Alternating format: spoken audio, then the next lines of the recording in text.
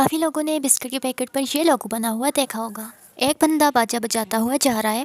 क्या आप लोगों को इस लोगो का बैकग्राउंड पता है? नहीं?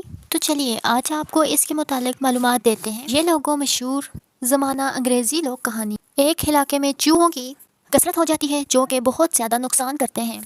इन चूहों से निजात के लिए एक बांसुरी वाला अजनबी अपनी खिदमत पेश करता है। वो सारे चूहों को अपनी बांसुरी की धुन पर लगाकर दरियाबर्द कर देता है, लेकिन वो बस्ती वाले उसको उसका तयशुदा मुआवजा नहीं देते।